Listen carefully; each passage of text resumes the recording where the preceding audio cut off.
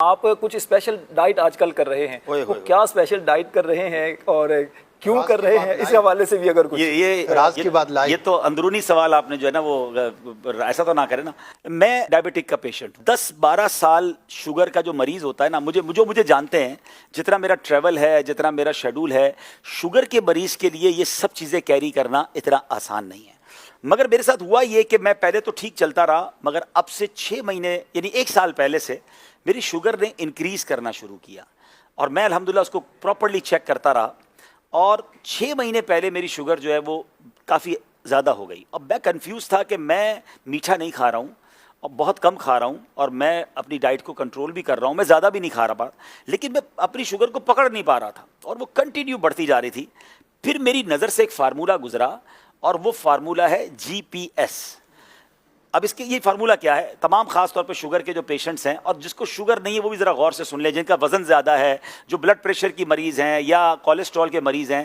میں صرف اپنا تجربہ شیئر کر رہا ہوں، آپ یہ تمام باتیں اپنے ڈاکٹر کے مشورے سے عمل کیجیے گا. میں نے الحمدللہ تمام چیزوں پر نہ صرف پاکستان کے بلکہ بیرون ملک کے ڈاکٹر سے بھی مشورے کر کے اس پر عمل کیا، اور آج میں آپ کو نتیجہ بتانے جا رہا ہوں. تو میری شوگر جو تھی، چلے بتا دیتا ہوں، میری شوگر 9.9 تک پہنچ گئی، بڑھتے بڑھتے 9.9 تک پہنچ گئی، جو کہ HbA1c جو ہوتی ہے 3 مہینے کی شوگر، اور یہ گریجولی بڑھتی گئی. 7 سے کرتے کرتے 8 پہنچی، 9 پہنچی اور 9. میں نے کہا یہ کیا ہو رہا ہے، کیوں نہیں رک رہی شوگر؟ دوائیاں چینج کر کے دیکھ لی. تو پھر وہ GPS فارمولہ میری نظر سے گزرا کہ شوگر صرف میٹھا کھانے سے نہیں ہوتی ہے. یہ 3 چیزیں ہیں، G for greens, P for potato, S for sugar. یہ 3 چیزیں اگر آپ چھوڑ دیں تو آپ بغیر دوائی کے شوگر پہ قابو پا سکتے ہیں. میں ایسے کئی لوگوں کو جانتا ہوں کہ جو پہلے 2 دوائیں کھاتے تھے، پھر ان کی شوگر 2-5 سال بعد دوائیوں نے اثر ختم کیا، وہ 4 ٹیبلٹ پہ پہنچتے ہیں، پھر دوائیوں اثر ختم کرتی ہے، وہ انسولین پر پہنچتے ہیں، اور ایک وقت آتا ہے کہ ان کی 25-30 سال پرانی شوگر کے بعد انسولین بھی کام نہیں کرتی ہے، اور پھر بیچارے اعضا کٹتے ہم نے لوگوں کے دیکھے.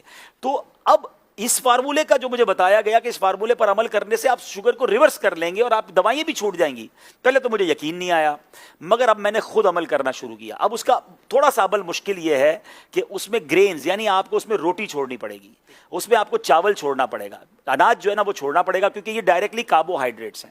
مجھے پتا چلا کہ ایک روٹی 4 چینی جتنا اندر جا کے کام کر رہی ہے، وہ چینی نہیں ہے اس میں، لیکن وہ اندر جا کے کاربوہائیڈریٹس اتنے بنا رہی ہے. اگر آپ نے 2 یا 3 روٹیاں کھا لی ہیں تو آپ نے 12-15 چمچ شوگر کھا لی سمجھ لیں، اور تو شوگر کہاں سے کم ہوگی؟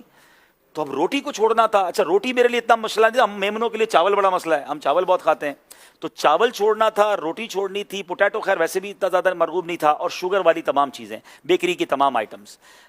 راشد بھائی اللہ کی رحمت سے میں نے یہ کرتے ہوئے مجھے 4 مہینے ہو گئے.